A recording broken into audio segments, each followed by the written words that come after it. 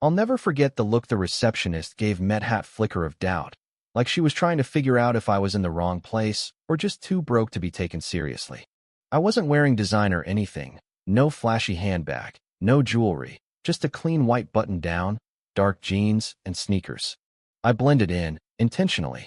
Because that day, I wasn't walking into one of my own showrooms as the CEO. I walked in as a regular customer to see what would happen if no one knew who I was. Now, let me back up a bit. My name's Camille Bryant. I'm the founder and CEO of Bryant Lux Motors, a brand I built from the ground up. A black woman in the luxury automotive world, that's not something you see every day. And trust me, I had to fight tooth and nail for every inch of ground I claimed. This company was my blood, sweat, and soul. We built it on the promise that luxury should be about quality and experience, not color or class. But then I got this letter. It came from a longtime fan of our brand, a man named Marcus Young. He'd visited our Beverly Crest showroom, one of the crown jewels of our network, ready to buy. But instead of being welcomed, he was ignored, subtly pushed away from the higher-end models. Meanwhile, a white couple dressed the same as him was treated like royalty. I read the letter 3 times. Each word cut deeper, because if what he described was true, then someone in my house had been violating everything we stood for. And that wasn't something I could ignore. I didn't tell the board, didn't alert corporate. I booked a flight to LA, made sure there were no press leaks, no alerts to the local team. Just me, a carry-on bag, and one goal: see it with my own eyes. The next morning, I walked into that showroom. Sleek glass, chrome finishes, cars that cost more than some homes. And the moment I stepped in, I knew. The energy wasn't right. People looked past me. Not in a hostile way, no one shouted or slammed doors. It was colder than that. Dismissive. Silent. The kind of exclusion that comes with a smile and a shrug. I asked to see the Terralux Nova, our most elite model, one of only 6 currently in the country. The receptionist blinked, hesitated, then said she'd check with a salesperson. 5 minutes passed. Then 10. I saw him coming. Leon Mercer, the showroom manager. His file had crossed my desk more than once. Excellent numbers, but something about him always made me wary. He walked up, gave me the kind of look that doesn't just assess your outfit, assesses your worth. "Do you have an appointment?" he asked, calm but cold. "I wasn't aware one was required," I said. "For certain models," he replied, and before I could say another word, he turned and whispered something to a younger salesman. Kid couldn't have been older than 24. The kid looked at me, uncomfortable, and said, "I'm sorry, ma'am, but that model isn't available for viewing today." I looked past him.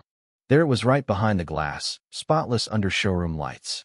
"That's interesting," I said, pointing, "because it looks available to me." The kid didn't respond.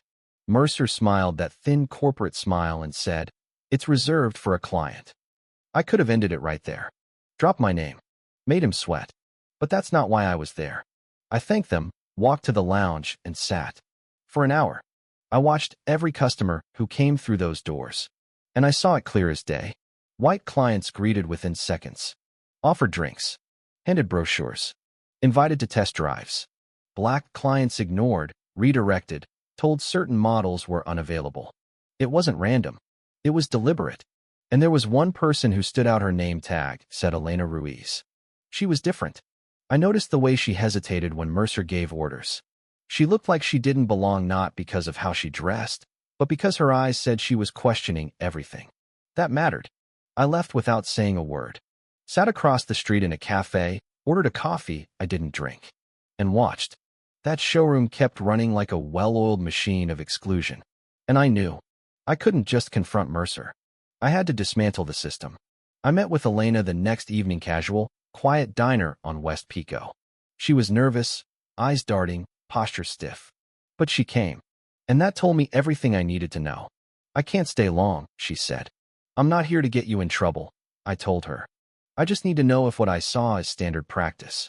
She looked down at her hands, then back up. "They don't write it down, but yeah, we're trained to profile." Her voice cracked when she said it. "They say it's about time management. About knowing who's serious. But it's about race. About who they think deserves to be in the room." I didn't push. I told her if she ever needed someone in her corner, someone to help her step out of that system, she had my number. A few days later, she called. Not to apologize. Not to confess. But to fight, that's when we started gathering proof. A white friend of mine, investor in the company, walked into the same showroom, same time of day, same request. He was offered champagne and a personal tour of the Nova. Same car, same manager, different skin. We had it all on camera. Emails from Elena surfaced next. Training notes, screenshots of internal Slack chats. Jokes about time wasters and window shoppers that always seemed to refer to black and brown customers. I sent it straight to the board. Attached it all to a single line. This is what our brand has become.